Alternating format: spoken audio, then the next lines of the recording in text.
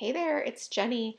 Let me start out by saying that if you enjoy this video, please make sure to leave me a thumbs up and subscribe.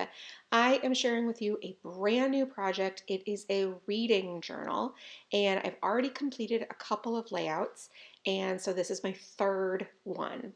I am cutting apart, these are just printed on my PictureMate printer using the Pick Frame app, and they're approximately 1.5 inches tall by 1 inch wide.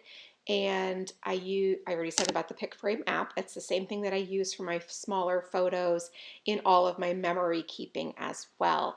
And this trimmer, FYI, if I have not updated you about it yet, I love it, love it, love it. It's doing such a great job, and it's super durable. I have already dropped it on the floor many times, which again, a person should just not drop their trimmer on the floor, yet I am not that person. So I have broken several other trimmers by dropping them, and this one is cutting straight. It's sturdy, and I love it. All right, so this is an A5 journal from Everyday Explorers, and I'm going to link it up in the description below, and also a couple of others that I think would work really well as well if you wanted to try maybe a slightly different format. I have started other reading journals before, and I have not continued on with them.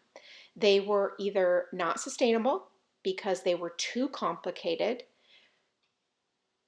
That's honestly, that's just it. They were too complicated. It was like, oh, a page a book, and it was this big whole thing, or I was decorating the pages, and in theory, all of that sounds fantastic. But with working and home and then other projects, there just wasn't room for me to do that. Therefore, that's where this comes in. A layout has 8 books, a small space for each one. I am drawing 3 lines for each book using a ruler and a Sharpie pen. There is a light dot grid on the pages of this in case you cannot see it. And there are light lines for each section as well. You can see there is a perfect little spot for my photos of the book covers. And the way that I am drawing this out leads it that I can write the format. So for example, audiobook, ebook, hardcover, or paperback. I can also put the little icon next to it as well, just because I want to and I like that. I have a space for rating the book, and then a small space for a handful of notes about the book. Again, I'd love to be the person who can write an entire page of thoughts about the book. But I know myself, and I know that's not sustainable. But I also know that I want to keep track of the books I read in a physical manner. I use Goodreads, and so I have a wonderful digital option there. But I also want something that is physical, analog, that I can go through, that I can have fun with. Now, I am using 4 Everyday Explorer stamp sets that are reading related. Again, I will link all of these up down below so that you can check them out. I'm obsessed with them. I genuinely love them. Now, I will say that I was gifted these stamp sets, but most of them I've had for a very long time and I have used repeatedly before this. So I am not using these stamps as just because I was gifted them. I use them all the time. And if you follow me on Instagram, you pretty much know that already because I talk about what I read a lot, and a lot of my projects focus on that. I will also link up her other reading related products and stamps. They are amazing and I love them so, so much.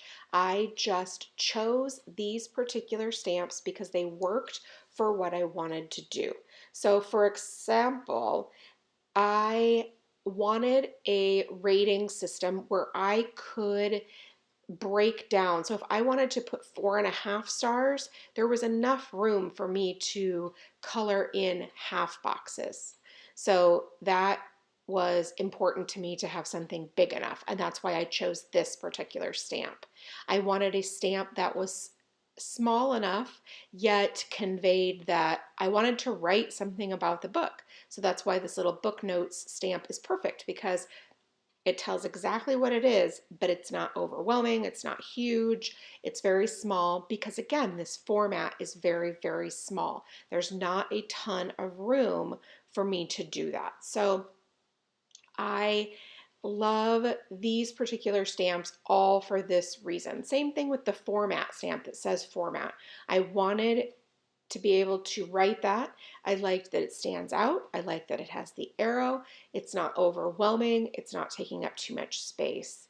The icons that I'm using here for all of these particular books are headphones to notate an audiobook, or something that looks like a phone or an iPad for ebooks. I don't have any physical books on this particular layout. I don't actually read physical books very often. I listen to most of my books, and then I do read ebooks as well.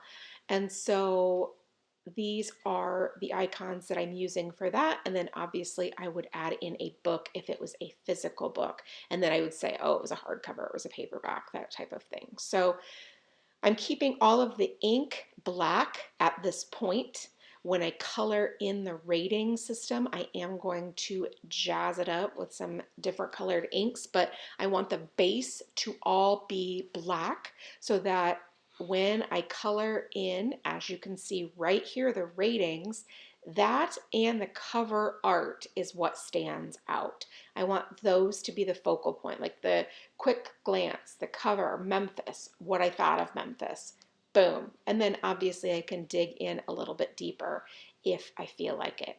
I am coloring in with Papermate Flare pens. I have a large assortment of these, and the tip is big enough for coloring, but it's small enough that it's not a struggle to stay within these small lines. I am doing a rainbow format, so I'm starting with red, going through pink, and then just starting over and over again throughout the book. I'm coloring in the little tracker. And like I said, if I think it's 3 1/4, I'm going to color 3 1/4 the best that I can. That's really what I wanted to do. And it's why I chose that particular stamp, because there are other smaller, like 5-star stamps, but honestly, there wasn't a lot of room for half stars, for example. So that's why this particular tracker worked better for me.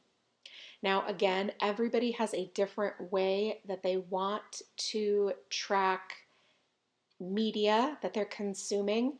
For me, I just wanted to do it. And after failed attempts, I knew what wasn't going to work. And so far, I think that this system is outstanding. I know that I love a bound book.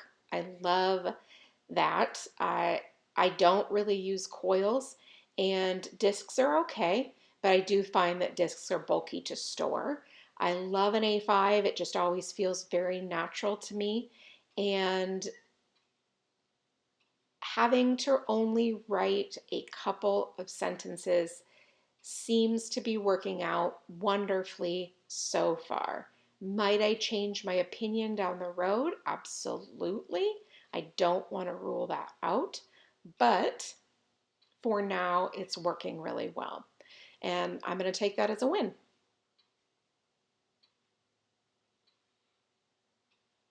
The Sharpie pen is the same pen that I use for all my planning, my memory keeping, everything. It's a felt tip pen.